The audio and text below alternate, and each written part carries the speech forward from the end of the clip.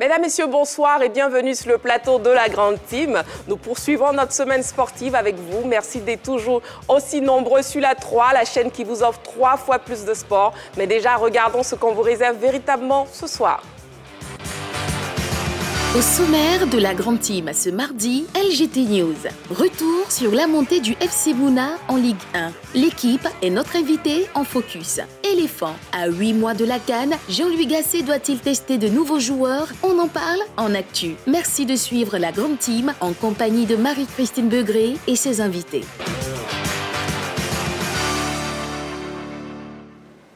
Pour les débats ce soir, je serai en compagnie de Roger Stéphane et de Balo. Bonsoir Balo. Bonsoir Marie-Christine. Comment vous allez? Ça va et chez vous? Très bien, merci. Bonsoir Roger Stéphane. Bonsoir Marie-Christine. Comment vous allez Roger Stéphane? Je vais très bien.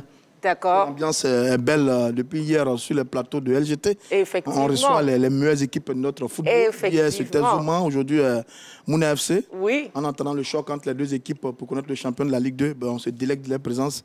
C'est tout simplement exceptionnel. Très bien, effectivement. Nous avons l'équipe de Mouna FC en arrière-plan. Bonsoir, messieurs, on vous applaudit. Et félicitations. Donc, vous serez le sujet du focus, mais ce sera tout à l'heure. Déjà, on démarre avec LGT News. LGT News. On ouvre nos news avec du basketball. Zoran Vesic prend les rênes des éléphantes. La sélection nationale féminine de Côte d'Ivoire a un nouveau patron à la tête de son encadrement technique. Il s'agit de Zoran Vesic. À quelques semaines des éliminatoires de Joscan Agricola du CSA de Trècheville et Chrissy Badé, ex-internationale française d'origine ivoirienne. Rappelons que Zoran Vesic... LGT News. Karaté, championnat, Ligue Abobo. Paris réussi pour la Ligue fédérale d'Abobo. La commune d'Abobo a vibré samedi dernier à l'occasion du premier championnat de Ligue de karaté organisé par la Ligue fédérale de la dite commune. Plus de 200 karatékas issus de 17 clubs se sont affrontés en combat et en kata. Après une journée marathon, le club universitaire CUA a confirmé sa suprématie en raflant 40 médailles, dont 11 en or, 11 en argent et 20 de bronze. Kwaku Fiko, médaillé d'or en combat au niveau des 10 et 11 ans, ou encore Ouattara Noura dans la catégorie kata cadette ont permis au CUA d'ajouter un nouveau trophée dans sa vitrine. 2 autres clubs se sont également illustrés lors de cette compétition. Il s'agit de Madesque, logé au 2e rang avec 20 médailles, dont 8 en or, et Mosquée Karaté Club qui a fermé le podium avec 6 médailles, dont 4 en or. LGT News. Ouassu, fin des finales éclatées de district. En attendant la 5e édition des Jeux scolaires de Côte d'Ivoire, prévue du 14 au 23 juillet à Yamoussoukro, l'Office ivoirien des sports scolaires et universitaires a procédé à la clôture des finales de district éclatées le week-end dernier. Les compétitions au football, handball et basketball au niveau des districts de la Savane ont été âprement disputées. Au finish, c'est la ville de Ferké qui s'est imposée au classement général avec 4 trophées remportés. Korogo et Wangolo ont complété le podium avec respectivement 3 et 2 trophées dans leur besace. Au niveau des finales de district des Lagunes, la Palme d'Or est revenue à Sikansi, vainqueur de 5 trophées. Adzopé, Tiasalé, classés 2e et 3e, sont revenus de cette expédition avec 4 et 3 trophées chacun. Les districts de la Comoé, du Denguélé, le Woroba, du Bassa-Sondra et de la vallée du Bandama n'étaient pas en marge de cette fête sportive. LGT News. Football, championnat district. Le TCB Soccer Academy accède à la division régionale. Le TCB Soccer Academy est promu en division régionale après avoir dominé sa poule C du championnat de district Ligue Abidjan Nord. Les poulains du coach Nguessan Marcel ont affiché un bilan plus que satisfaisant de 7 victoires et une défaite par forfait pour affaire de licence perdue avec 20 buts marqués pour un seulement encaissé. En seulement seulement 5 ans d'existence, le club du président Taï-Claude Blanchard vient de franchir un nouveau cap avec cette montée en division supérieure. La saison prochaine, le club attaquera la division régionale dans l'optique d'accéder à la 3e division, chose possible avec les moyens dont dispose la modeste formation du nord d'Abidjan. Taekwondo, Cissé Cheikh Salah, félicité par la première dame Dominique Ouattara. L'exploit de Cissé Cheikh Salah au championnat du monde n'est pas passé inaperçu. Le nouveau champion du monde des plus de 87 kilos a été chaleureusement félicité par la première dame Dominique Ouattara sur sa page officielle Facebook. Le tournoi de Toulon à présent. Le DTN Ludovic se prononce avant l'entrée en lice des éléphants espoirs. Le directeur technique national Ludovic Bateli a accordé un entretien à la page officielle Facebook de la FIF. On l'écoute. L'équipe est au complet depuis hier, ce qui fait qu'on a pu faire un véritable entraînement collectif hier et aujourd'hui sur le dernier entraînement. Les joueurs vont bien, on a pris du temps pour préparer ceux qui étaient arrivés et donner aussi un petit peu de temps de repos aux autres. Donc voilà, on a fait des entraînements par groupe, on a fixé le cadre de travail et les objectifs que l'on veut afficher dans les matchs. On met tout ça en place, on va peaufiner ça cet après-midi lors du dernier entraînement. Et puis demain, c'est la compétition. Et on a à cœur de bien rentrer dans cette compétition parce que souvent, dans un tournoi, le premier match est important, le premier résultat est important. Voilà, mais aujourd'hui, on va pas mettre de pression sur le résultat, on va surtout mettre de pression sur le contenu, sur les attitudes, sur le comportement, parce que ça commence par là avant de vouloir avoir un résultat. Et en cela, les garçons, depuis le début, voilà, ont été fantastiques. Ils respectent parfaitement le cadre que l'on s'est fixé, que ce soit sur le terrain et en dehors du terrain. Alors la liste, déjà, elle n'a pas été simple à faire, parce qu'il a fallu revoir sa copie beaucoup de fois, et même à 48 heures de notre départ, il a fallu remodifier les plans. Voilà, la liste, on la voulait avec deux choses essentielles. Une première, avec des joueurs identifiés ne jouant pas en Côte d'Ivoire, étant plutôt basés en Europe, avec des profils et des potentiels au poste de joueurs de qualité, un peu dans l'esprit de ce que l'on avait fait lors du tournoi du Maroc. Mais l'idée, c'était plutôt d'amener une parité, on va dire 10-10 sur le nombre, 10 joueurs de l'extérieur et 10 joueurs, on va dire, locaux. Voilà, sur le choix des locaux, on s'est porté plus sur des garçons un peu plus jeunes, des 2005, 2006 et certains 2004. Garçons qui seront encore, je dirais, bien sûr opérationnels pour les 2005-2006 pour la qualification pour la CAN 2025, mais aussi les 2004 qui, eux, pourront encore participer aux qualifications de 2027 pour les U23. Donc voilà, ces trois générations prioritaires, à la fois pour nos U20 de 2025 et également pour les U23 de 2027, fait qu'on travaille déjà sur ces générations-là longtemps en avance pour bien préparer. Voilà, c'est surtout là des joueurs issus de la Ligue 1, des joueurs qui jouent déjà et qui sont installés en Ligue 1. Et quant aux joueurs, je dirais venant de l'Europe, c'est des profils de haut niveau, avec là une projection différente. À l'horizon 1 an, 2 ans, peut-être des garçons susceptibles à un moment d'aller faire une pige chez les A, mais ça c'est le sélectionneur qui en décidera. Voilà, nous ce qu'on veut surtout détecter, c'est des profils, des joueurs en devenir qui à un moment, selon les places manquantes chez les A, pourront peut-être à un moment, on va dire, rentrer dans les cases qui conviennent aux sélectionneurs.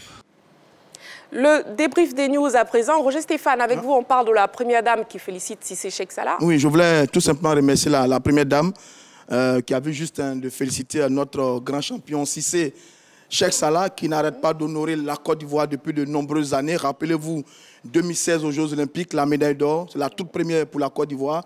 Et puis, il y a quelques jours du côté de Bakou, il gagne la médaille d'or de taekwondo en individuel dans la catégorie de plus de 87 kilos. Et donc, la première dame a parfaitement raison de le féliciter. Elle dit fière de cet exploit qui rayonne sur toute la Côte d'Ivoire. Oui, Cissé Cheikh Salah est notre fierté. Elle le fait très souvent. Elle sait reconnaître les valeurs et les athlètes qui font honneur à notre pays. Et Cissé, en la matière, est un véritable champion. J'ai l'habitude de le dire, je vais peut-être le répéter encore. Toute discipline confondue, toute génération confondue, c'est peut-être le meilleur athlète pour l'instant. Pour l'instant, le meilleur athlète ivoirien de tous les temps. Il a gagné ce que les autres n'ont pas encore gagné. Imaginez-vous d'ailleurs que le football que nous aimons tant, nos éléphants, même au plus haut de leur sommet, n'ont jamais passé le premier tour de la Coupe du monde de football. Ils ne l'ont jamais fait. Et là, Cissé Cheikh Salah tout seul il est champion du monde. Je pense qu'il est félicité. Maintenant, il va falloir le recevoir. Comme on reçoit les footballeurs, on leur donne beaucoup d'argent. Lui aussi, il doit avoir beaucoup d'argent. Puis...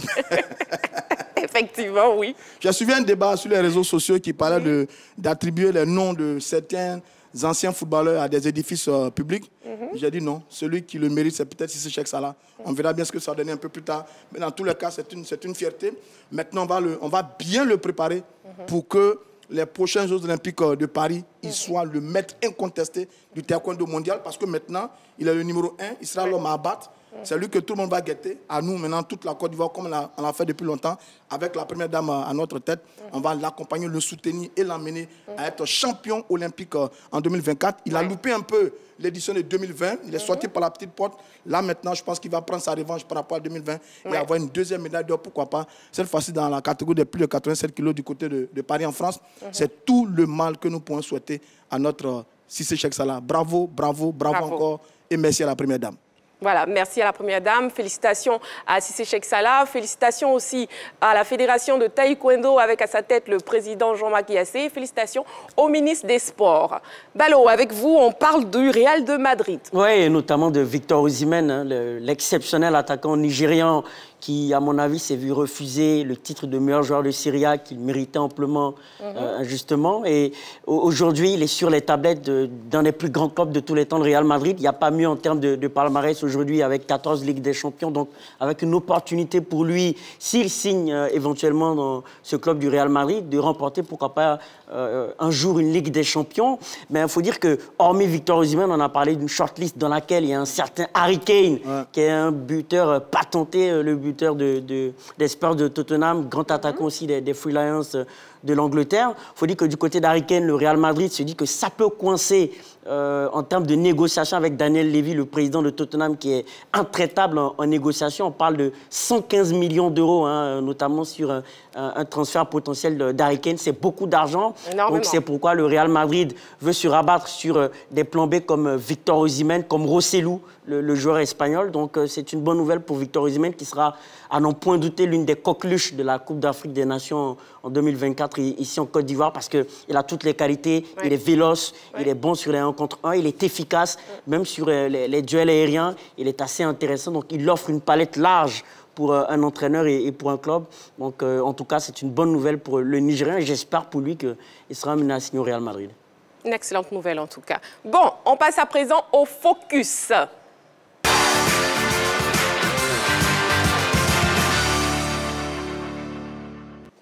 Leader de la poule B à la saison 2022-2023 de la Ligue 2, le FC Mouna a validé son billet pour la première division. À l'heure du bilan, nous recevons sur le plateau le président de cette formation, Ali Mouna, et son coach Boudo Mori.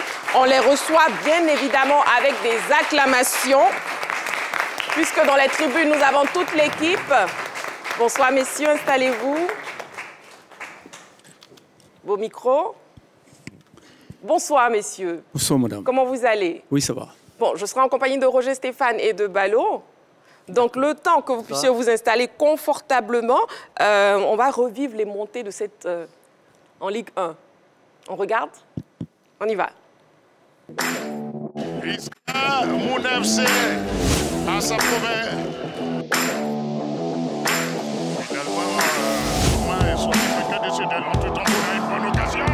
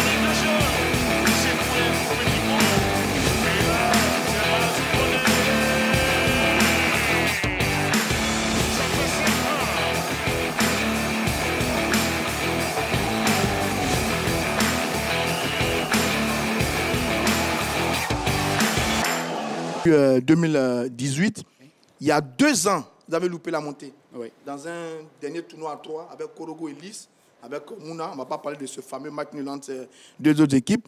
Est-ce qu'on peut vous considérer comme la meilleure ou bien l'une des meilleures équipes de Ligue 2 sur ces dernières années? Mais oui, Roger Stéphane, oui, il faut nous considérer comme les meilleures équipes de la Ligue 2 avec le travail qui a été fait. Il y a 2 ans, nous avons raté la montée. Je préfère ne pas parler. C'est que le bon Dieu a douloureux. Voilà, c'est que le bon Dieu a décidé, c'était ça. Donc cette année, ça va. Je suis revenu à la base, travailler, et puis bon, voilà, les résultats sont là. Est-ce que Mouna FC est arrivé à maturité? Bien entendu, en parlant de la Ligue 2, parce que la Ligue 1, c'est notre level. Oui. Est-ce que Mouna est arrivé à maturité depuis sa création, depuis 2011? Vous sentez que votre équipe est vraiment prête maintenant? Oui, on sent que vraiment l'équipe est vraiment disponible pour la Ligue 1. C'est vrai, nous sommes en Ligue 1, c'est le plus difficile d'ailleurs. Il faut travailler. Le plus difficile, c'est là. Il ne s'agit pas de monter en Ligue 1. Ah oui? Ah oui. Il ne s'agit pas de monter. Le plus difficile, c'est là. Mais je pense qu'avec le coach Bodomori, il va trouver comment il faut fonctionner. Et puis bon, tous nos matchs en Ligue 1 seront une finale pour nous. Très bien. Mais justement, avant de donner la parole au coach, qu'est-ce qui a milité en sa faveur pour que vous puissiez le choisir comme coach de Mouna FC? Bah, écoute, c'est déjà un coach qui est renommé. Un coach de qualité. Au fait, pour le choisir déjà, c'est avec beaucoup de difficultés. Ouais. Pour qu'il accepte même déjà, c'était déjà depuis 1 mois, nous avons discuté. C'était difficile pour moi, mais j'ai insisté. Je lui ai dit non, il faut ces coachs pour me faire monter en Ligue 1. Oui. Et Dieu merci, il a accepté. Et voilà, les résultats sont là. Coach, comment vous vous êtes laissé convaincre finalement? Bonsoir, coach. Félicitations. Merci. Bon, je pense que ça a été avec une longue réflexion parce que quitter la Ligue 1 pour la Ligue 2, il fallait d'abord mûrement réfléchir. Et nous avons réfléchi et puis on a surtout été convaincus par le projet que nous proposait le club. Et puis il y avait un projet alléchant, il y avait un challenge. Vu que nous sommes des challengeurs, on avait décidé comme ça d'accepter ce challenge-là. Et ensuite, on a choisi les hommes qu'il fallait pour nous accompagner. Et puis Dieu merci, ça a marché. Oui, alors coach, c'était quoi le contenu du projet? Parce que vous quittez l'élite pour venir en Ligue 2. Donc on se dit que dans ce projet, il doit y avoir des éléments très convaincants. Quels ont été ces éléments justement? C'était d'abord bâtir une équipe compétitive. Pour faire déjà bonne figure en Ligue 1. Et puis ensuite avoir une équipe jeune derrière. Et avoir en ligne de mire la montée. Vu que c'était un challenge intéressant, nous avons opté pour ce challenge-là. Et puis voilà. Mais votre timidité sur le plateau ne reflète pas réellement la qualité du personnage en tant que technicien, Boudomori. Moi, oui, attention quand même, Boudomori. C'est peut-être les caméras qui font ce Il faut que vous réveillez effet. un peu parce que nous, on vous connaît. Vous arrivez en remplacement de Guité Pacom, c'est ça, qui a fait 3 ans au club. J'ai vos faits d'âme. Sewe Sport de San Pedro, Isia Wazi, SOA, Sporting Club de Gaïwa, USC Bassam. Vous avez disputé 5 coupes de la Confédération, si je ne m'abuse. Oui. Est-ce que Mouna était un autre défi pour vous? Si, c'était un défi parce que revenir à une échelle plus bas, c'était déjà mal vu pour certains. Il manque d'ambition. Qu'est-ce qu'il va chercher en Ligue 2? On avait pour ambition, nous, de relever ce défi-là pour montrer que ce n'était pas un mauvais choix. C'était un choix mûrement réfléchi. Et puis, quand on est challenger, comme nous le sommes, il faut relever des défis. D'accord. Alors, coach, est-ce que vous avez posé des conditions préalables avant d'accepter la proposition? Est-ce qu'il y a des conditions que vous avez posées d'abord avant de prendre le Si, il y a eu des conditions préalables parce que pour un tel challenge, il fallait déjà mûrement réfléchir, comme je l'ai dit tantôt, et puis peser le pour et le contre. Ensuite, nous avons posé des conditions préalables au président et à son comité directeur. Ils ont accepté et nous ont mis dans des conditions pour le travail. Tout a été mis en œuvre pour qu'on puisse bâtir une bonne équipe. Et puis les résultats sont là. Alors, qu'est-ce que vous avez apporté donc, concrètement, techniquement à cette équipe de Mouna FC cette saison? On parle de collectif, on parle d'individualité, on parle de vitesse dans le jeu, on parle de vitesse dans le couloir. Quelle a été la griffe et la patte de Boudomori, justement, de cette équipe de Mouna FC? Je pense que c'est souvent difficile de parler de soi-même. C'est souvent difficile de parler de soi-même, mais pour ce que nous avons pu apporter à ces jeunes gens, c'était d'abord une assise collective. D'accord. On joue très bien. La première chose, c'était ça, une assiette collective. Et ensuite, nous avons fait comprendre aux jeunes gens qu'il fallait déjà savoir gérer les deux surfaces de réparation. Dans notre jargon, on appelle ça les deux surfaces de réparation. Ce que les gens appellent couramment la phase offensive et la phase défensive. Il fallait trouver l'équilibre sur les deux situations et ensuite trouver la meilleure formule sur la phase de transition qui est quand on récupère le ballon, qu'est-ce qu'il faut décider de faire. Et là, nous avons travaillé sur l'attaque rapide, récupération, projection, puisqu'on avait des hommes dans les couloirs qui ont une bonne pointe de vitesse. Et c'est sur ça que nous avons travaillé et puis nous avons trouvé l'équilibre. On va vous baptiser le peuple Guadeloupe ivoirien. Justement, en tout cas, c'était un pari risqué hein, parce que selon nos informations, vous avez refusé des offres de première division pour accepter le challenge Moon FC. Oui, il y a eu, je crois, 4 à 5 clubs de première division après notre départ de Bassam. Là, comme je l'ai dit tantôt, c'est le projet. Le projet qui nous a attirés. Et puis ensuite, même au Mercato, ces mêmes clubs-là sont revenus encore à la charge. Nous sommes restés sur notre position. On s'est dit qu'avec Mouna, il y avait forcément quelque chose à faire parce qu'on avait des joueurs de qualité, on avait une bonne équipe qui était en nette progression. Donc là, il ne fallait pas lâcher. On a continué, on a travaillé et puis Dieu merci, ça a payé. Et alors, coach, vous avez parlé tout à l'heure de transition, d'animation offensive et défensive. Par rapport à ce que vous avez mis en place à Mouna, quelle est l'équipe qui a pu vous créer d'énormes problèmes en ce qui concerne la mise en œuvre de ce schéma de jeu-là? Il y a eu deux équipes. Pour moi, particulièrement, il y a eu deux équipes. Il y a eu Songon et il y a eu Guéry. Il y a eu Songon, il y a eu Guéry. Contre Songon, on sort d'un match, on fait un match nul. On fait notre plus mauvais match de la saison. Et là, on avait même pris un coup. Les jeunes avaient commencé à sentir le découragement parce qu'on a fait un non-match. On a fait un non-match. Et après, les jours qui suivaient, je leur ai dit, ces gens de matchs-là sont des matchs pour des champions. Quand vous voulez être champion, ou que vous voulez gagner une compétition, il y a des matchs. Quand on vous donne perdant, vous faites un match nul. Et ces matchs-là, on était parti pour le perdre, on a fait un match nul. Donc les gars, nous sommes sur le bon chemin. Il va falloir travailler et continuer. C'est ce qu'ils ont compris et ils n'ont plus rien lâché. La question est pour vous deux, mais vous avez un bel effectif quand même. Vous avez de très bons joueurs. J'ai vu que vous avez 2 joueurs à 7 buts.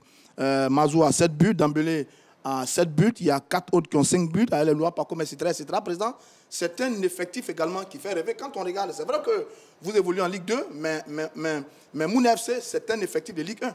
C'est un effectif de Ligue 1. Oui, je pense bien. Hein, c'est un effectif de Ligue 1, mais c'est ce que le coach Bodomori vient de vous expliquer. Ce sont les joueurs que lui-même il a décidé de prendre. Voilà, c'est lui qui a décidé de recruter ces joueurs. C'est un effectif de Ligue 1, mais c'est ce qui fait qu'on va continuer avec eux en Ligue 1. Coach, la richesse de votre effectif a fait la différence aussi. Parce que sur votre pool, il y a Yam Sokoro qui a des très bons joueurs. Il y a Iska également qui a un effectif de Ligue 1. Mais celui de Mouna, vraiment, quand on regarde Mouna jouer, on se dit, vous n'avez rien envié à des équipes de Ligue 1. Est-ce que c'est la qualité de l'effectif qui a fait aussi la différence pour Mouna à un certain moment? Je pense que c'est une raison, mais ce n'est pas la raison fondamentale. Vous avez cité d'autres équipes qui avaient un effectif de qualité, mais nous, on a travaillé aussi sur notre effectif. Au Mercato, on était 4e. On était 4e avec 4 points de retard sur le premier. Et on s'est retrouvé à Beaunois avec, je crois, 10 jours de stage bloqués. On a travaillé, on a revu nos ambitions, on a revu encore nos erreurs. Et avec les jeunes gens, on s'est parlé, on a compris qu'il fallait bien serrer derrière et être très efficace devant. Donc, du coup, le collectif, à un moment donné, s'est bonifié. Donc, du coup, les individualités ont pu ressortir de ce collectif-là. Donc, voilà un peu ce qui fait la force de notre équipe. Et coach, on aimerait savoir, hein, comment est-ce que, lorsque vous trouvez de bonnes individualités, comment est-ce que vous avez pu faire naître les automatismes? Parce que ça, c'est quelque chose de très difficile pour un coach. Comment est-ce que, au-delà du stage, comment est-ce que vous avez pu asseoir cet automatisme-là? Est-ce qu'il y a eu une équipe type qui est venue progressivement ou vous l'avez déjà? Il y a eu une équipe type qui est venue progressivement. Quand vous regardez sur l'équipe qui finit le championnat, il y a carrément 5 à 6 joueurs qui étaient déjà là sur la phase aller. Et là, nous avons enregistré l'arrivée de 4 joueurs au Mercato qui ont apporté un petit plus. Et il fallait trouver ce juste milieu, comme vous avez dit, l'équilibre. Nous sommes rentrés à Beaunois, nous avons travaillé. Nous avons travaillé surtout, comme je l'ai dit tantôt, sur la récupération et la projection, ce qui nous a permis d'avoir notre équilibre et puis d'être très efficace devant. Président, l'équipe s'entraîne à Abobo, c'est bien ça. Vous avez fait 8 ans à Akupé, DH, D3. Vous êtes la Ligue d'Abengourou, c'est bien ça. Comment est-ce que dans une telle localité, un jeune président arrive pour mettre sur pied un projet pour l'emmener aujourd'hui en Ligue 1. Comment cette belle histoire-là se bâtit dans de telles conditions? Roger Stéphane, dans des conditions difficiles. Ouais, difficiles. C'est vrai, nous avons fait 8 ans à couper, mais c'est la Ligue 2 qui nous a fait venir sur Abidjan. C'est ça. Le stade d'Acoupé n'est pas homologué pour jouer en fait, la Ligue 2. La Ligue 2. Il faut avoir un vestiaire, il faut avoir, il y a toutes choses là, il faut les faire. Mais dans les difficultés, je peux vous dire, il y en a. Puisque je gère l'équipe seule. Personne. Et quelles sont les véritables raisons qui vous ont poussé à investir dans le football? C'est la passion du football. Quand tu aimes le football, tu le fais. Et, ce que moi je fais, si tu n'aimes pas le football, tu ne peux pas le faire. La passion du football. Donc c'est la passion du football qui vous a donné envie de créer Mouna FC, tout simplement. Tout simplement. Mais il y a un amalgame entre Akoupé et Agbou, votre club. Agbaou. Agbaou, oui, finalement, votre club, c'est d'Akoupé. En fait, Akoupé fait partie d'Agbaou. Nous sommes à 2 km d'Akoupé. Oui. Agbaou, il y avait le terrain qui n'était pas disponible à Akoupé. Nous nous sommes retrouvés à Agbaou. Sinon, c'est la même chose. Agbaou, Akoupé, à 2 km. D'accord. Voilà. OK. Et la joie était à son paroxysme après votre montée. On a bien envie de regarder, donc on regarde.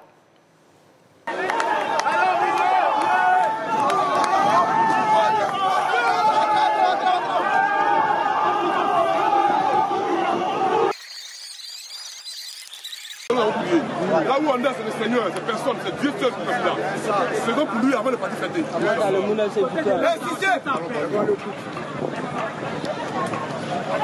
Éternel notre Dieu.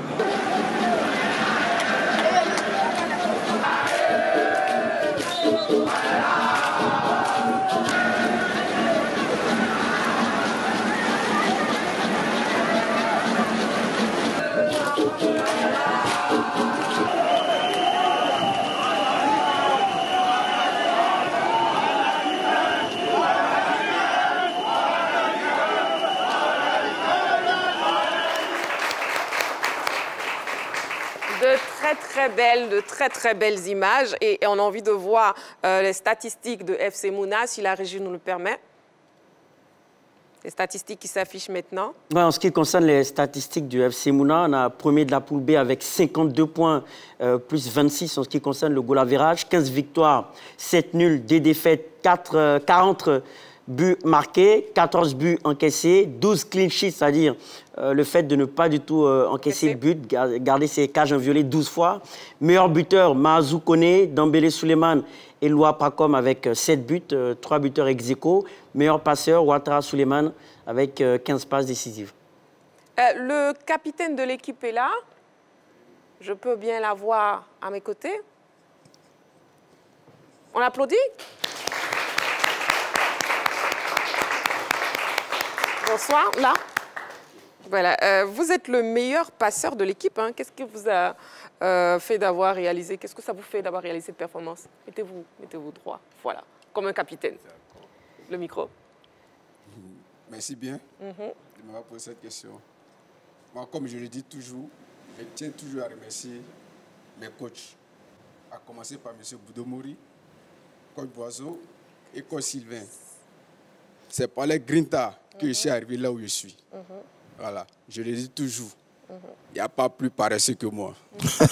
Mais avec eux, j'ai atteint un certain niveau que moi-même, je ne m'attendais pas à ça. Et qu'est-ce qui était le secret de cette réussite? C'est le travail. Le travail. Ça a commencé depuis Benoît. On s'est tiré les oreilles à Benoît. Voilà, lui et moi. On s'est tiré les oreilles. Mais en fin de compte, j'ai vu que ce qu'il faisait, c'était pour mon bien. C'était pour mon bien. Voilà. Alors Capi, quand le président n'est pas là, quand l'entraîneur n'est pas là, on vous les joueurs, l'ambiance est comment? Vous dites quoi? À chaque fois que vous abordez la saison, à chaque fois que vous êtes en difficulté, à chaque fois que vous êtes proche du but, vous vous dites quoi entre vous les joueurs? On s'est dit la vérité. À Mouna FC, on ne se cache rien. L'objectif a toujours été d'être en Ligue 1. Nous avons loupé la montée il y a 2 ans de cela. Vous avez suivi. Donc, l'année qui a suivi, ça n'a pas été bon. Dans cette année, on s'est dit, on doit y arriver. Tout était réuni. Tout était réuni. Parce que M. Mouna Ali, ce qu'il fait pour tout un chacun d'ici, ce n'est pas facile. Et tout le monde sait. Tout le monde sait. Donc, quand on le regarde, on s'est dit, il faut qu'on arrive. Si on n'arrive pas, connaissant M. Mouna, je pense qu'il va jeter les poches. Quand l'un d'entre vous déconne un peu, qu'il ne joue pas bien, qu'il est un peu indiscipliné, qu'il déconne un peu, comment est-ce que vous le recadrez entre vous? Ça, c'est sur le champ même, pendant le match. Je me rappelle, lors du match contre Iska. Iska. Voilà. Mon petit Loa Pacom. La phase aller ou bien la phase retour? Phase retour. Ah, le dernier match. Voilà. Mon petit Loa Pacom n'a pas fait son retour sur une action. Où moi-même, j'ai couru derrière le ballon, je suis parti enlever le ballon. Après l'action net, je me suis retourné vers lui et j'ai crié sur lui que ce n'est pas fini. Ce n'est pas parce qu'il y a 5-1 qu'on va commencer à marcher. On doit terminer en force. Voilà. Bien. Bravo, félicitations, bravo. Félicitations. Merci beaucoup. Alors, Président, maintenant que l'objectif de la montée est atteint, quelle serait votre ambition pour la Ligue 1? Mais la Ligue 1, c'est ce que je vous dis. Oui. Tous nos matchs en Ligue 1, ce sera une finale pour nous. Il ne s'agit pas de monter et puis redescendre. On va renforcer l'équipe. Et c'est déjà commencé. Très bientôt, on va faire sortir la liste des joueurs qui seront avec nous. Mais c'est que je fais confiance toujours au coach Bodo Mori. En 2 ou 3 ans, on aura notre mot à dire en Ligue 1.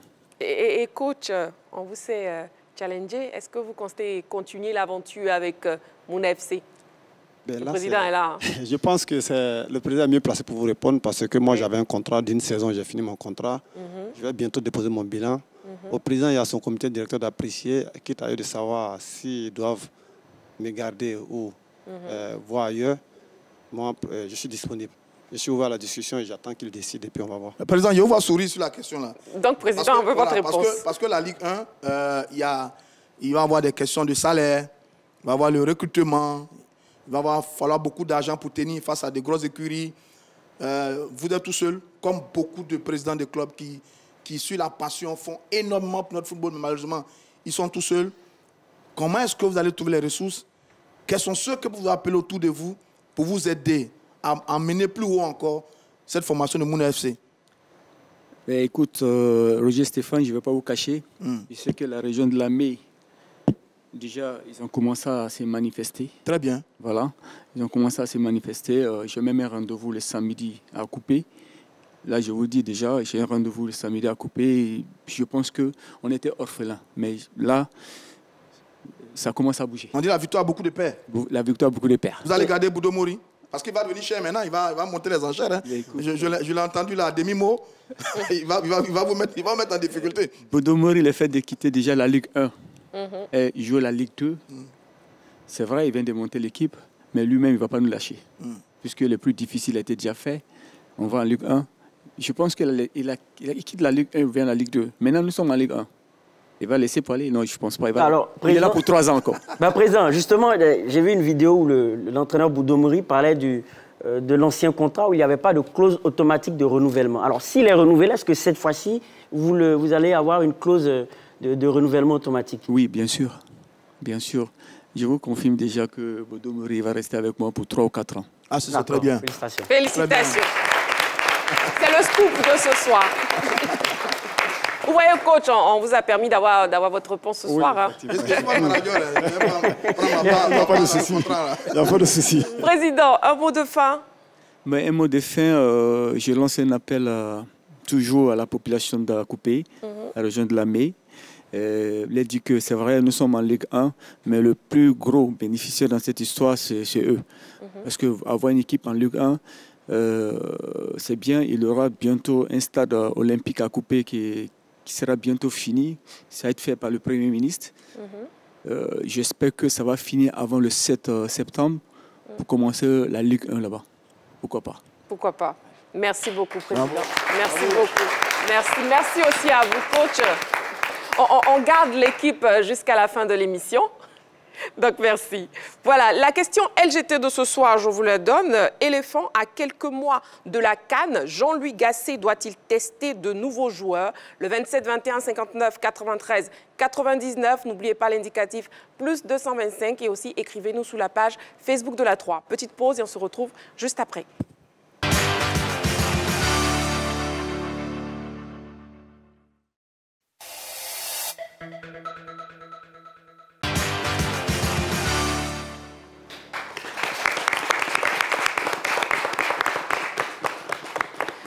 retour sur le plateau de la Grande Team. Nous sommes en direct et ce, jusqu'à 22h, toujours en compagnie de Roger Stéphane et Balo et l'équipe de FC Mouna. Nous ont rejoint Begré-Yago et Saint-Séverin. Bonsoir, messieurs. Bonsoir, Marie-Christine. Bonsoir, Begré-Yago. Comment vous allez? Je vais très bien. Et vous? Super bien. Merci. Le week-end s'est bien passé. On ne s'est pas vu hier. Super week-end. Je suis d'attaque. D'accord, ça se voit, oui. Et Saint-Séverin, oui. Bonsoir, Marie-Christine. Comment vous allez? Heureux de vous voir dans ce blanc immaculé comme votre sourire. Eh, Seigneur. Merci beaucoup, Saint-Séverin. Roger Stéphane. Il a la qualité des poètes aussi. Je m'arrête ça. Mais pourquoi l'équipe qui est derrière là-bas en jaune? Il n'y a personne en vert rouge? Ça, c'est vrai. Elle en Ligue 1 maintenant, un vert rouge. Un carton jaune d'avance. Plus que le comme le maillot. C'est Ligue 2. Stéphane, je vais t'attaquer. Le téléphone est ouvert, je ne vous écoute plus. Le téléphone est ouvert, le 27 21 59 93 99 pour répondre à la question LGT. Éléphant, à quelques mois de la CAN, Jean-Louis Gasset doit-il tester de nouveaux joueurs? Et c'est le sujet de l'actu de ce soir. On part donc pour l'actu.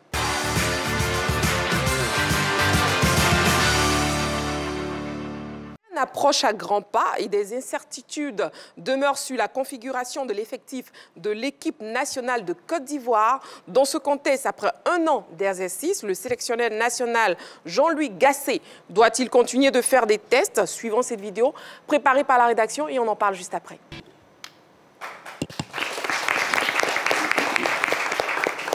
À 8 mois de la CAN, Jean-Louis Gasset doit-il tester de nouveaux joueurs? Messieurs, à vos panonceaux, un oui ou un non?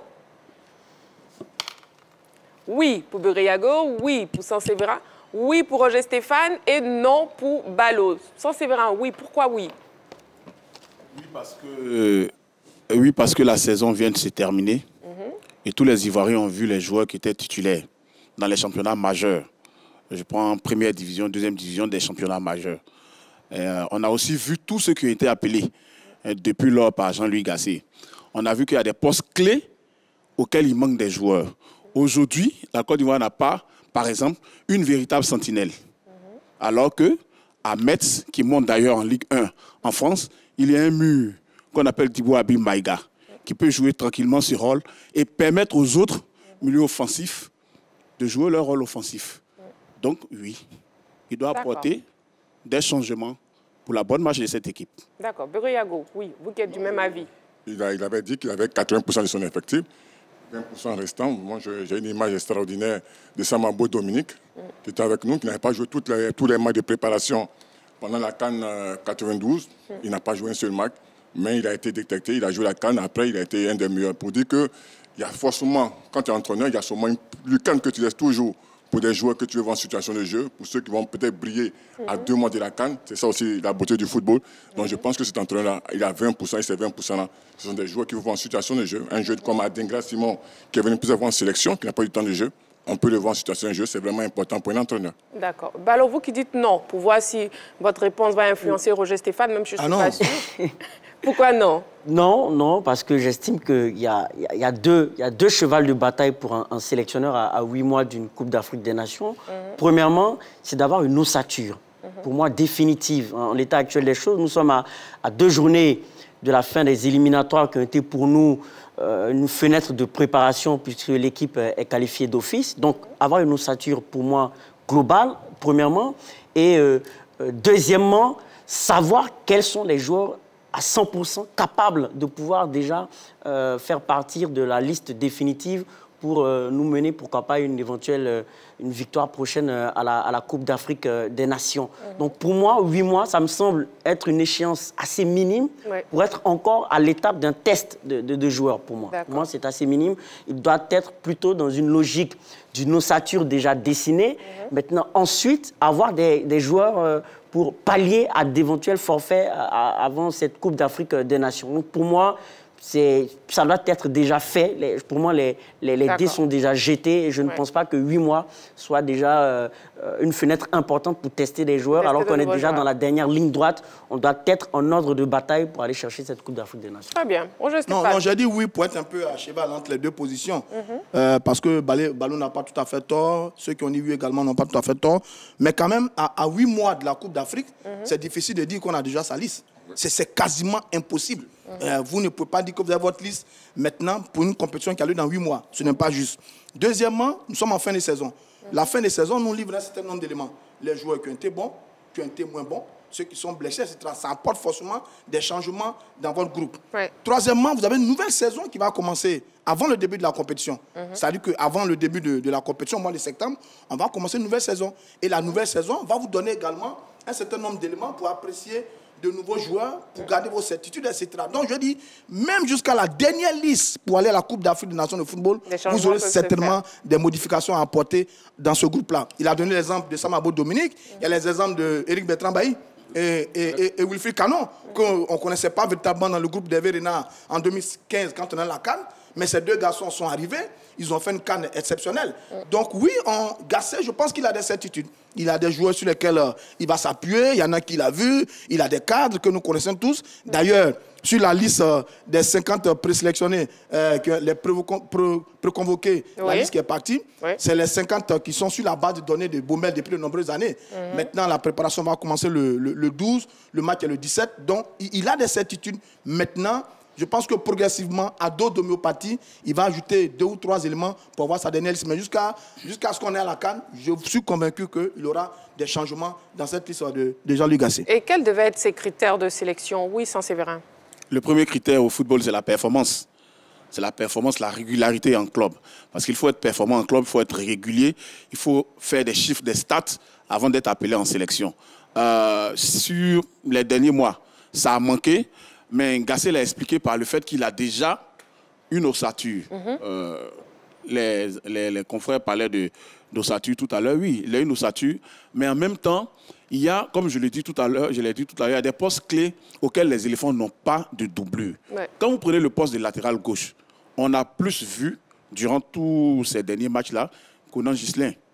On a vu Camara une seule fois, Hassan Camara une seule fois, et puis personne d'autre. Alors qu'il y a des latéraux qui font du bon travail dans les grands championnats, qui peuvent être à ce poste. J'ai parlé aussi du poste de sentinelle. Il a essayé Bamela, il a essayé Serila, beaucoup. Mais ce ne sont pas de véritables sentinelles en tant que tels. Okay. Donc voilà un autre poste à pouvoir.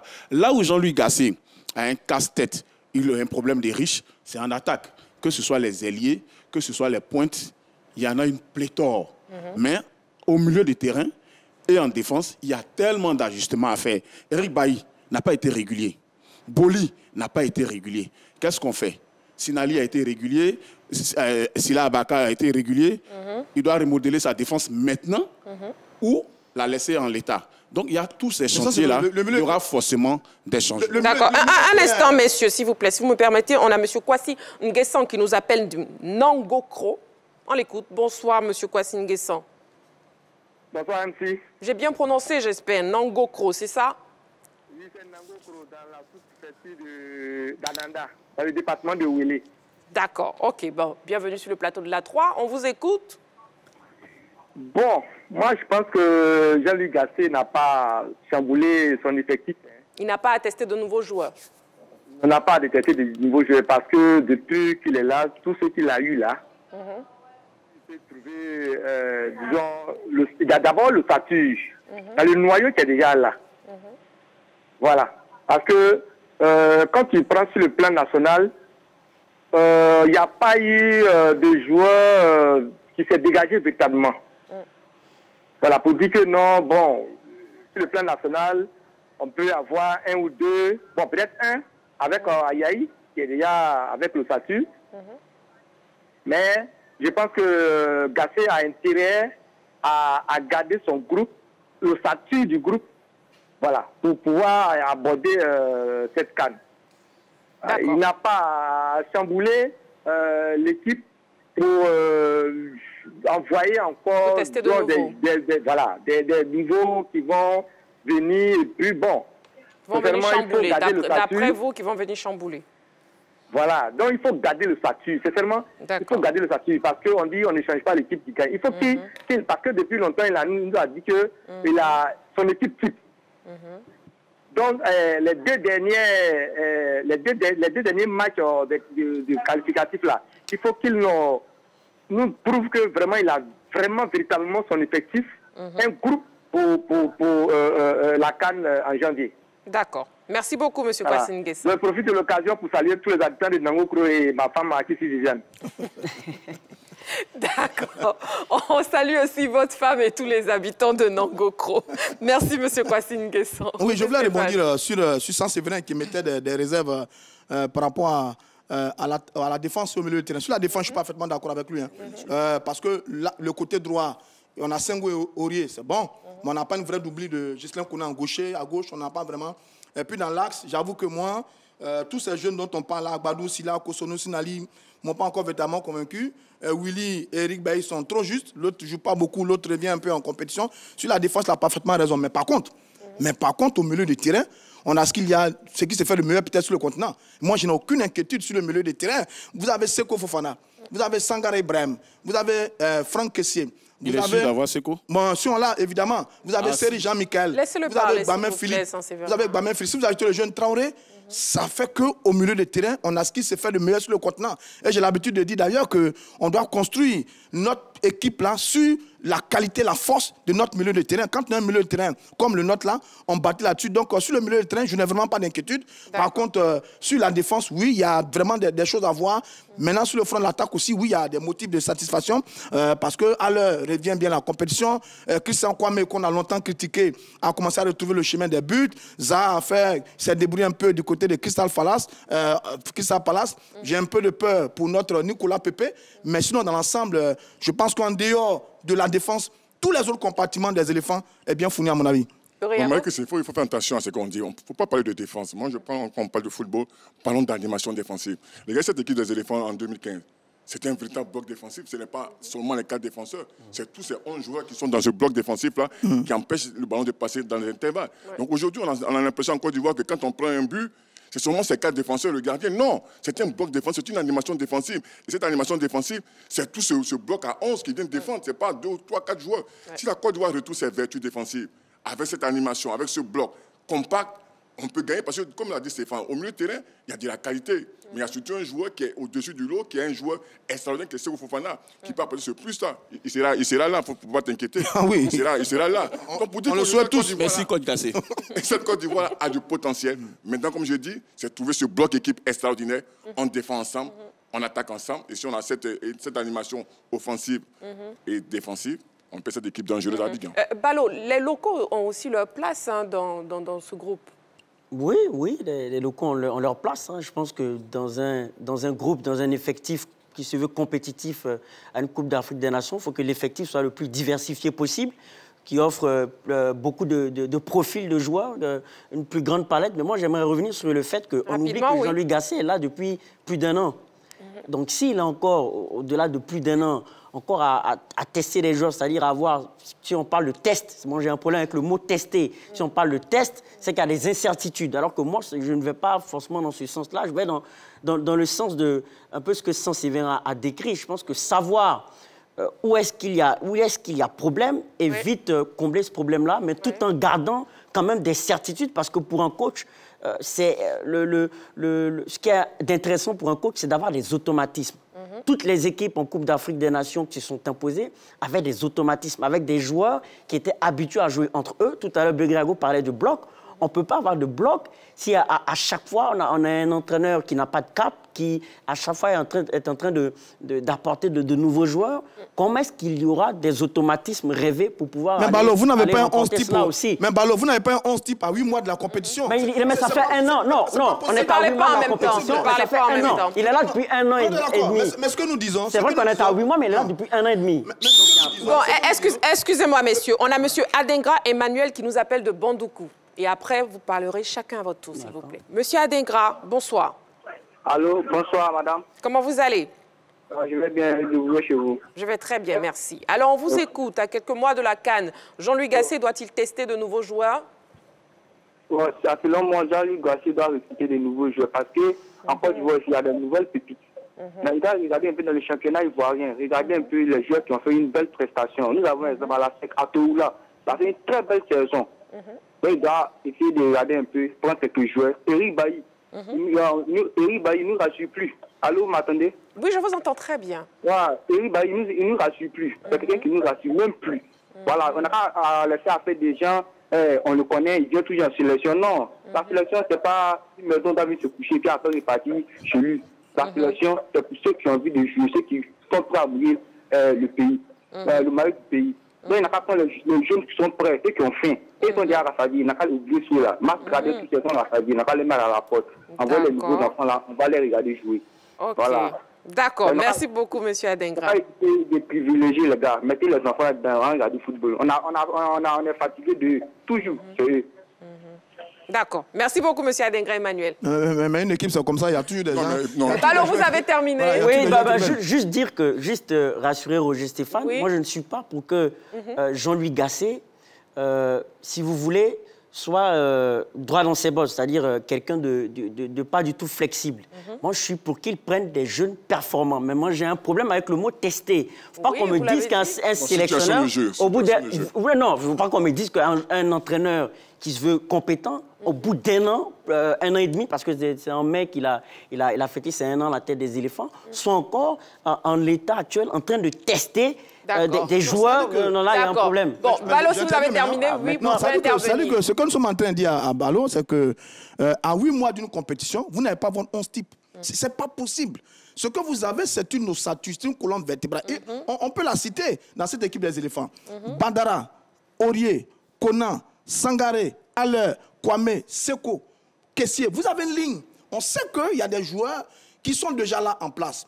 Mais jusqu'à la compétition, il va falloir incorporer d'autres garçons en fonction du résultat qu'ils auront, ou bien de la forme qu'ils auront, soit à l'entame de la compétition, soit à l'entame de la nouvelle saison, etc. etc. C'est ce que nous disons à Balo. Et c'est pour ça que le mot tester doit être pris dans ce contexte-là. Dans le contexte où vous avez déjà un groupe qui se dessine depuis 1 an, à ce groupe-là, vous allez ajouter 2 ou 3 éléments pour avoir votre 11 type en entame de la compétition l'année prochaine pour cette Coupe d'Afrique. C'est exactement ce que nous disons. Et je pense que dans la tête de Gasset, c'est connu aussi. C'est la tête de Gasset, c'est connu. Il ne va pas chambouler son groupe. Il ne va pas tout dégager. Non, non, non. Il y a une base, il y a un travail qui continue. Et puis, quand on ira à l'entame de la compétition, la qualité des garçons, les performances, les statistiques, leur saison vont permettre à Gasset d'avoir des éléments pour incorporer d'autres garçons. À mon avis, c'est ce qui va se faire naturellement avec cette équipe des éléphants de Côte d'Ivoire. D'accord. Oui, sans Séverin. Marie-Christine, pour moi, il faut faire attention avec le thème de nouveau. On ne demande pas à Jean-Louis Gasset d'aller chercher une nouvelle tête, forcément. Il y a des joueurs qui sont installés en sélection, qui sont en sélection depuis longtemps, mais ce qui manque, c'est le temps de jeu. Pourtant, on voit leur performance. Moi, en venant sur ce plateau aujourd'hui, je me suis dit qu'il fallait faciliter la tâche à Jean-Louis Gasset. Pour moi, le problème des éléphants, il est clair. La défense centrale, il faut incorporer un élément à côté de Sila Abakar qui l'utilise régulièrement. Si tu as un nouvel élément à la place de Bailly ou Boli pour accompagner Sila, pour les 8 prochains mois, tu as ta défense centrale, tu es tranquille.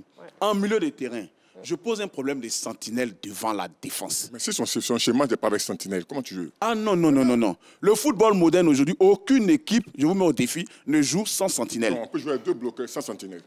Ah non, non, non, non, non, non. Le système de Gasset, dans le système de Gasset, c'est une affaire de terminologie. Le système de Gasset, il joue à 3 milieux avec une pointe basse. Je parle de sa pointe basse.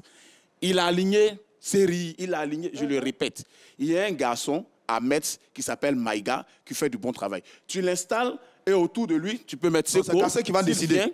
S'il vient, ou mettre un autre joueur. Mais en tout cas, voilà les 2 problèmes majeurs qu'il a.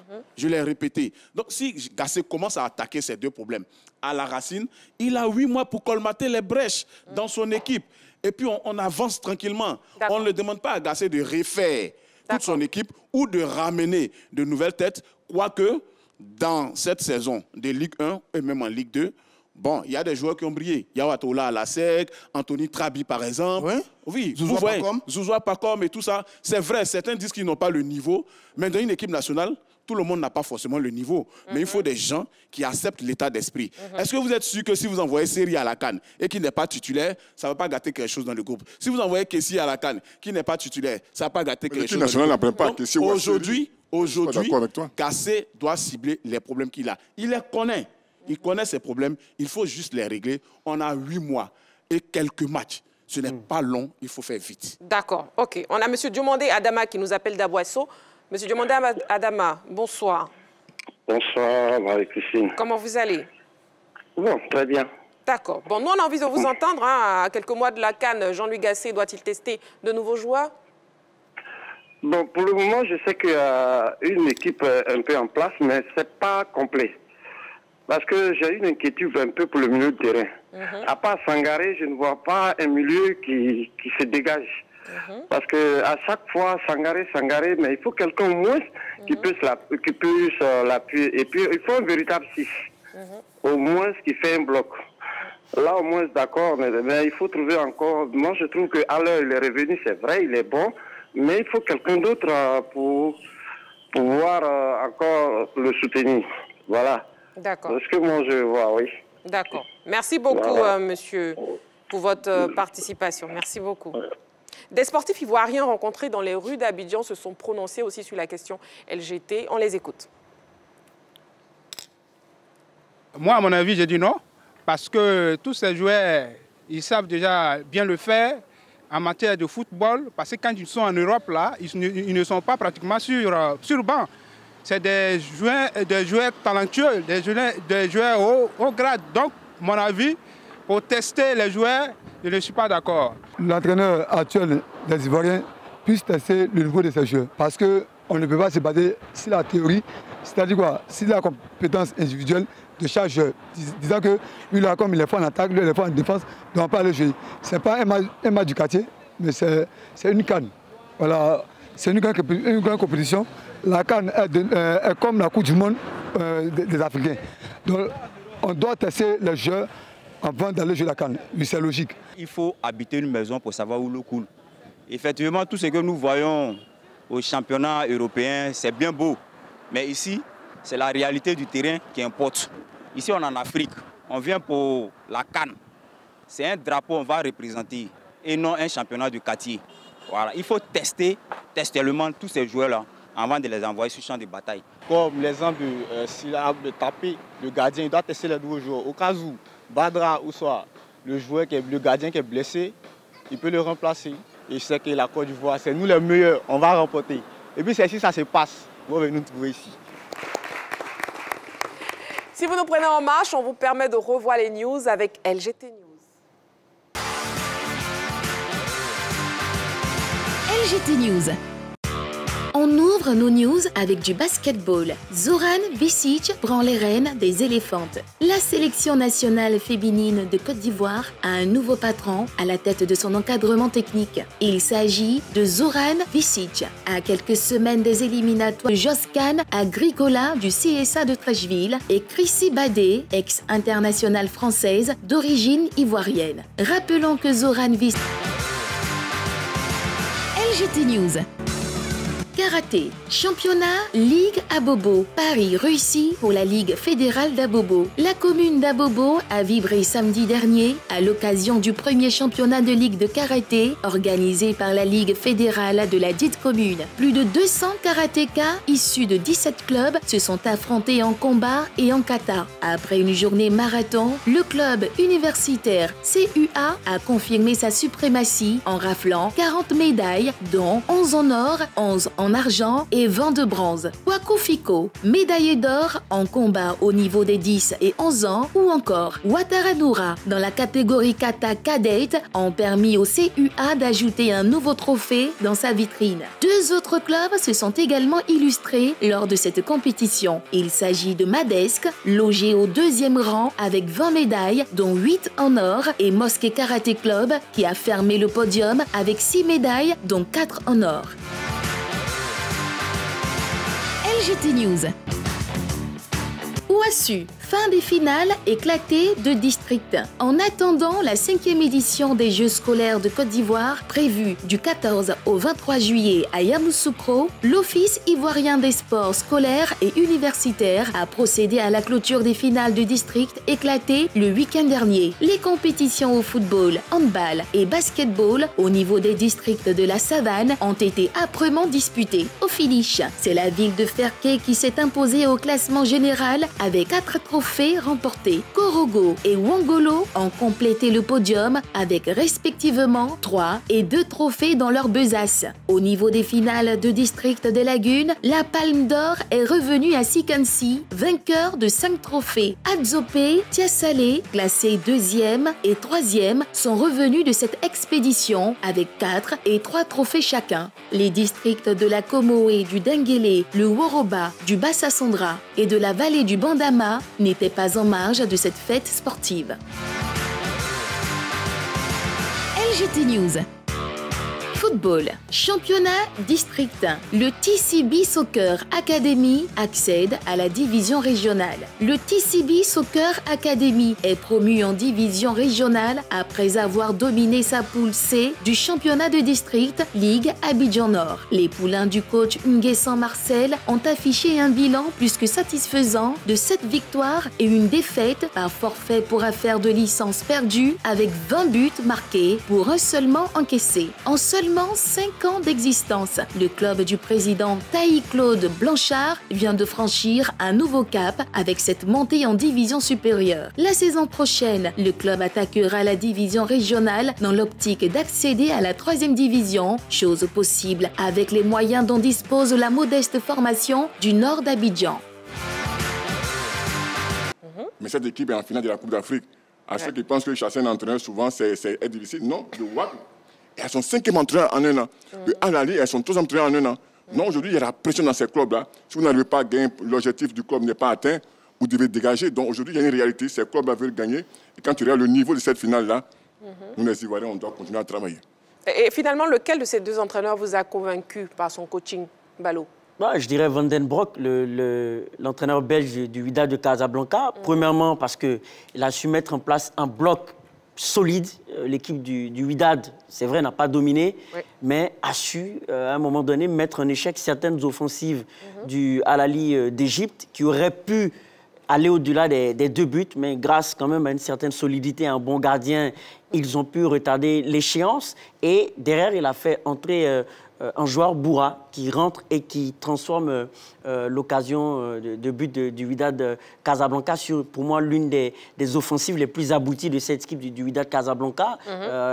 Bonne combinaison, bon centre en retrait et il pousse le ballon au fond des filets. Donc oui, pour moi, sur l'aspect tactique et sur le coaching avec l'entrée de celui qui réduit la marque, pour moi, il a été le plus excellent en termes de coaching. Oui, Roger Stéphane. Oui, mais quand même, c'est pas votre avis? Collet domine tout le match.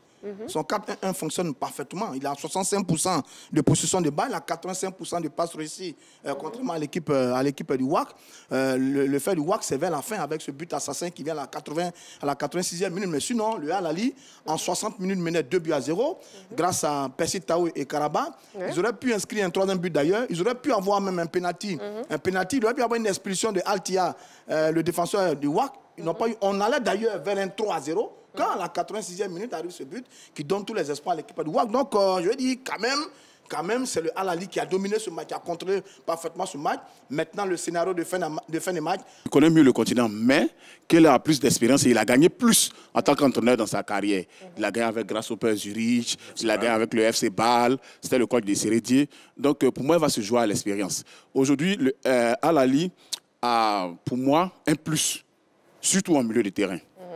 Aliou Dieng, en sentinelle, en point de basse, comme j'aime bien le dire. Oui, toutes les équipes qui jouent avec ce genre de joueurs sont appelées à gagner. Exemple, Manchester City avec Rodri. Donc, vous voyez, pour moi, il va se jouer à l'expérience. Et aujourd'hui, Al-Ali, avec son avantage, je ne pense pas que Al-Ali va laisser passer cet avantage-là, même si le WAC aura aussi son mot à dire, surtout dans la foulée. D'accord. Dans la foulée, pronostic pour la finale retour? Oui. 1-1.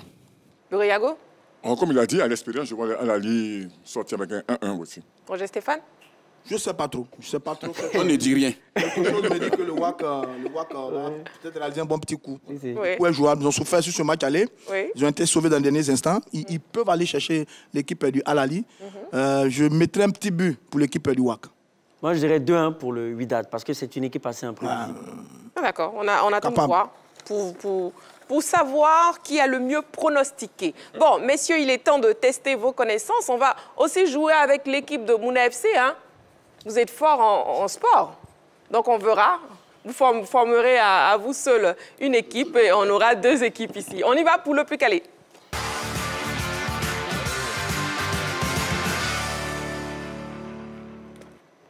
Le plus calé de ce soir concerne le football égyptien. Si la régie nous permet, on pourrait voir sur le grand écran pour l'équipe A, composée de Sanseverin et de Begriago, et l'équipe B, composée de Ballot et de Roger Stéphane, et l'équipe C, exceptionnellement, de FC Mouna. Capitaine, c'est vous qui allez répondre aux questions, hein, mais assez rapidement, sans regarder l'ardoise de l'équipe B. Première question. Combien de participations compte l'Égypte en Coupe du Monde FIFA? Combien de participations compte l'Égypte en Coupe du Monde FIFA? A, 3. B, 4. C, 5. 3, 4 ou 5. Équipe... Non. Ah, ouf. Ils sont juste derrière vous. Donc, quand vous montrez votre ardoise, Ballot, ils voient. Hein. Oui? Ils disent 4. 4 participations. 4. Donc, la réponse B. Oui. Équipe B? C. C. Équipe A? A. C'est la réponse A. 3. 1934 et 1990 en Italie et 2018 en Russie. FC Mouna, vous n'avez pas donné la bonne réponse. Deuxième question. Dans quel club évoluait la légende du football égyptien Ibrahim Youssef? A. Zamalek. B. Arabe Contractor. C. Al Ahly. A, B ou C? Équipe C. Oui, Zouma. Capitaine, je vous écoute. C. C. Équipe A. A. Équipe B. B. C'est la réponse A. Zamalek. Considéré comme le meilleur libéro égyptien de tous les temps, plusieurs fois meilleur joueur du championnat égyptien, vainqueur de la Ligue des champions de la CAF en 1984 et 1986, Ibrahim Youssef n'a connu qu'un club dans sa carrière, le Zamalek. Il est décédé le 10 juillet 2013 à l'âge de 54 ans. Il avait son petit frère qui jouait au Zamalek aussi. C'est bien. Vous êtes bien renseigné. Bien sûr. Ça, c'est vrai, je ne parlais pas. Il a joué contre les équipes égyptiennes. Il a joué contre les équipes égyptiennes. Troisième question, je poursuis. Combien de joueurs égyptiens ont été ballons d'or africains? Combien de joueurs égyptiens ont été ballons d'or africains? A, 1. B, 2. C, 3. 1, 2 ou 3. Combien de joueurs égyptiens ont été ballons d'or africains? A, 1 joueur. B, 2 joueurs. C, 3 joueurs. Équipe C, Zoma FC. B. Et pas Zoma FC, Mouna FC. B. B. Équipe B. Ça, c'est pas oui, je vous écoute, Ballot. Ça, c'est pas B. Bon, je garde quand même, c'est B. Oui, équipe A, B. Là, c'est bien écrit. Voilà. C'est la réponse B, 2. On a eu chaud. Mahmoud El Khatib en 1983 et Mohamed Salah en 2017 et 2018. Quatrième question. Quel est le meilleur buteur égyptien de l'histoire de la CAN? Quel est le meilleur buteur égyptien de l'histoire de la CAN? A. Hassan El Chazli. C'est ça, ouais, c'est ça. B. Osam Hassan. C. Mohamed Aboutrika. Aboutrika qui est le petit nom du directeur de la 3. B. C'est un grand buteur. Oui, équipe A. A. Équipe C. B. B. Équipe B. B. C'est la réponse A. Hassan El Chazli, meilleur buteur de tous les temps du championnat égyptien. Il est également le meilleur buteur égyptien de l'histoire de la CAN avec 12 buts inscrits en 3 CAN. Il devance Osam Hassan, Ballot. Il devance Osam Hassan et Ahmed Hassan qui comptent respectivement 11 et 8 buts. Aboutrika a marqué 6 buts à la CAN. 5e et dernière question. Mouna FC, on écoute très bien. Combien de clubs égyptiens ont remporté la Ligue des champions de la CAF? Combien de clubs égyptiens ont remporté la Ligue des champions de la CAF? A, 2. B, 3. C, 4. 2, 3 ou 4? Équipe C, oui. Mouna? B. B. Équipe B. A. A. Non, vraiment. Équipe A. Je rappelle que le match est derrière. Donc on peut se tromper. B. Sans faute. Ouh là là, ouh là là, ouh là là, ouh là là. Bon, c'est la réponse B. 3.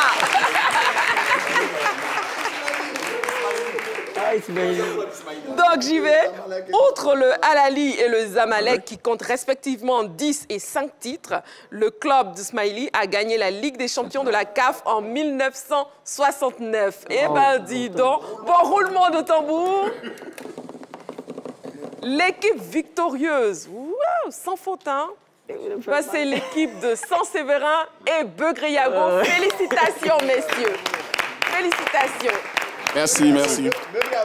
Non, Il fallait signer en Égypte, Beugriago. Il devait jouer aux Zamalek. Victorieuse. Musique. Non, mais attendez, attendez. Voilà, arrêtez.